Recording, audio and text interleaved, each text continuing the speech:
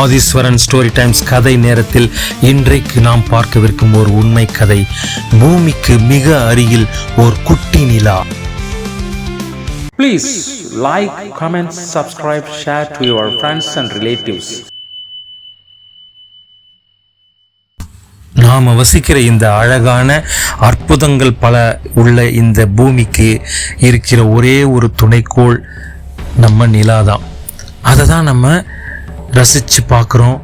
நல்ல வெளிச்சமாக இருக்குது, மஞ்சள் வெளிச்சமாக இருக்குது, வெள்ளி நிறத்தில் இருக்குது. சில நேரங்களில் பெருசாக தெரியுது, சில நேரங்களில் ஓரளவுக்கு தெரியுது. அதே போல் அதை பற்றி கவிதை பாடாத கவிஞர்களே இல்லை. அந்தளவுக்கு அற்புதமான கவிதை பாடல் என்றும் மிக பிரபலமானது இந்த நிலா.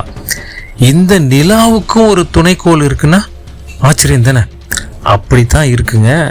உண்மையாகவே இந்த நிலாவுக்கு, அதாவது நாம் பார்க்குற இந்த நிலாவுக்கு ஒரு துணைக்கோள் ஒன்று இருக்குது. அது தன்னோட பாதையிலிருந்து சற்று விலகி நம்ம பூமியை சுற்றி வருதான்.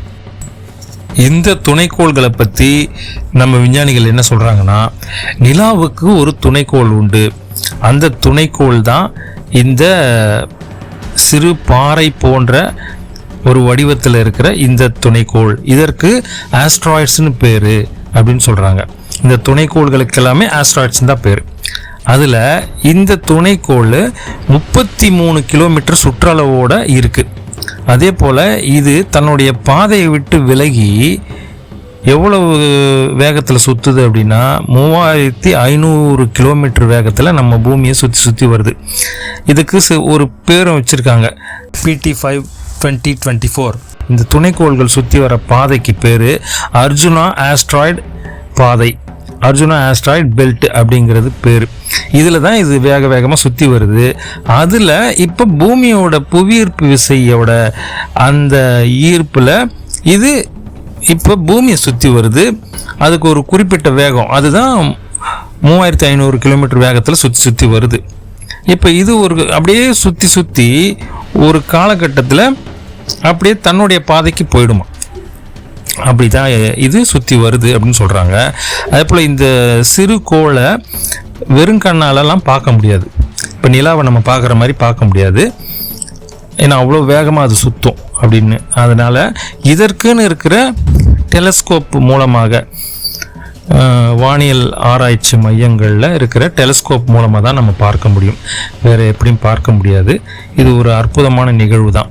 இந்த நிகழ்வு இப்போ செப்டம்பர் 29 தொடங்கி நடந்துக்கிட்டு இருக்கு. இது எப்போ வரைக்கும் இருக்குன்னா நவம்பர் 25 வரை இருக்கும். அதாவது கிட்டத்தட்ட 2 மாதங்கள் பூமியை சுற்றி வருமா இந்த துணைக்கோள். அதுக்கப்புறம் இது எப்போ தன்னுடைய பாதைக்கு திரும்பின பிறகு மறுபடியும் மீண்டும் வரும் பூமிக்கு அப்படின்னு சொல்கிறாங்க. அது எப்போ அப்படின்னா 33 ஆண்டுகளுக்கு பிறகு, அதாவது 2055க்கு பிறகு தான் இது நம்ம பூமிக்கு அருகிலேயே வருமா. பாருங்கள் எவ்வளோ பெரிய அதிசயங்கள்லாம் நடந்துக்கிட்டு இருக்கு நம்ம பூமியை சுற்றி. அப்புறம் இன்னும் வானத்தில் பார்த்தா ஏகப்பட்ட அதிசயங்கள் நமக்கு இருக்குது. இது ஒரு புறம் இருக்க, இன்னும் பல அதிசயங்கள் நம்ம கூடவே இருக்குது. யார்? சக மனிதர்களா, சக உயிர்களா, ஏகப்பட்ட அதிசயங்கள், அற்புதங்கள், வகை வகையான மனநிலையில் உள்ள மனிதர்கள் எல்லாம் நம்மளை சுற்றி தான் இருக்கிறாங்க. நாமும் அப்படியாப்பட்டவங்கள தான் இருக்கிறோம். எனவே இந்த கதையும் உங்களுக்கு ரொம்ப ரொம்ப பிடிச்சிருக்கும் அப்படின்னு நம்புகிறேன். உங்கள் நண்பர்களுக்கெல்லாம் இதை ஷேர் பண்ணுங்கள். முக்கியமாக கமெண்ட் பண்ணுங்கள் இந்த கதை எப்படி இருக்குது அப்படின்னு. முக்கியமாக சப்ஸ்கிரைபும் பண்ணுங்கள், அப்போ தான் நிறைய வீடியோக்கள் நம்ம போட முடியும். ஆதிஸ்வரன் ஸ்டோரி டைம்ஸின் அடுத்து ஒரு அற்புதமான சுவாரஸ்யமான கதையோடு உங்களை சந்திக்கிறேன். டாடா, பாய் பாய், நன்றி, வணக்கம்.